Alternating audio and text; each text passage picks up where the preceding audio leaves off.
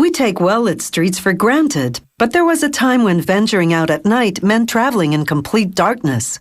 In 1814, the first gas lights lit up the streets of London, England. The first electric streetlights illuminated a public square in Cleveland, in the United States, in 1879. These streetlight poles are made of what's called composite, a combination of fiberglass and epoxy resin. Epoxy resin is a gooey liquid plastic mixed with a hardener. The factory constructs each pole on a mandrel, a long tapered metal cylinder. Workers first lubricate the surface. Then they take what's called fiberglass filament, a string composed of 2,200 tiny fiberglass strands. They'll wind dozens of filaments around the mandrel to create the pole. But first, the filaments go through a bath of epoxy resin. This resin is moldable, and once it's heat-cured, maintains its shape.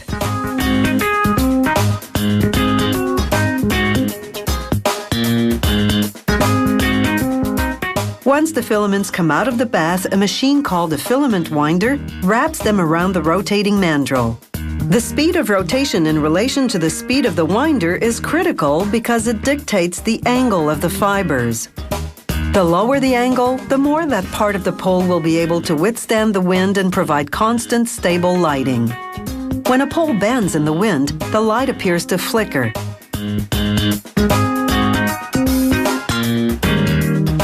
The number of filament layers depends on the design of each specific pole, and that's determined by a couple of factors. First, the type of light fixture the pole will hold. The bigger the fixture, the stiffer the pole has to be. The other factor is wind. The windier the location, the stronger the pole has to be. Once the winding's done, the mandrel moves on to the curing station. They pump pressurized steam into the hollow inside of the mandrel. The heat kickstarts the hardener in the epoxy resin. This solidifies the resin and cures it. The mandrel rotates so that the pole cures evenly. Curing time depends on the length of the pole and how many filaments it's made of.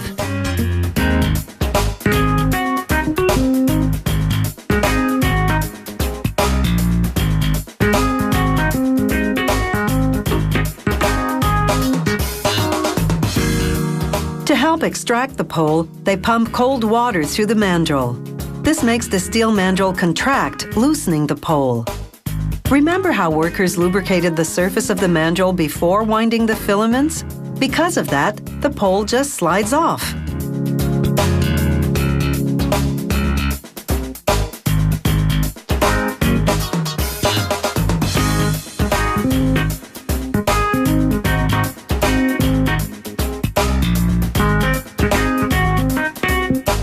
The pole now moves on to the finishing stages.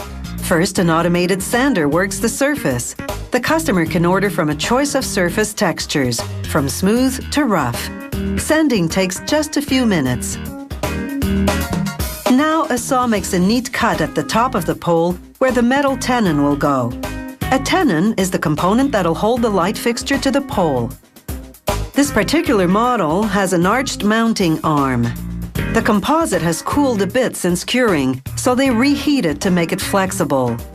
After a bending machine makes the curve, they spray cold water inside to cool the material. This registers the curve in the resin's memory, setting the bent shape.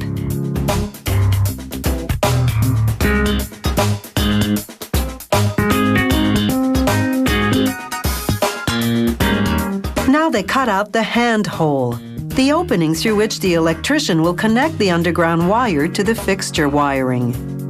Workers then spray the pole with urethane paint.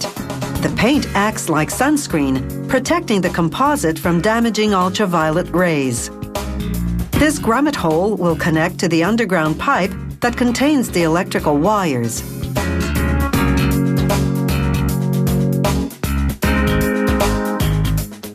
After installing a cover over the handhole, it's time to assemble the parts. The underground pipe to the pole,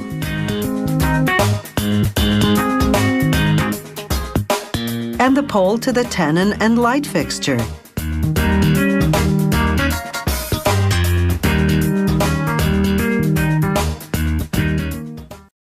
take well-lit streets for granted, but there was a time when venturing out at night meant traveling in complete darkness. In 1814, the first gas lights lit up the streets of London, England. The first electric streetlights illuminated a public square in Cleveland, in the United States, in 1879. These streetlight poles are made of what's called composite, a combination of fiberglass and epoxy resin.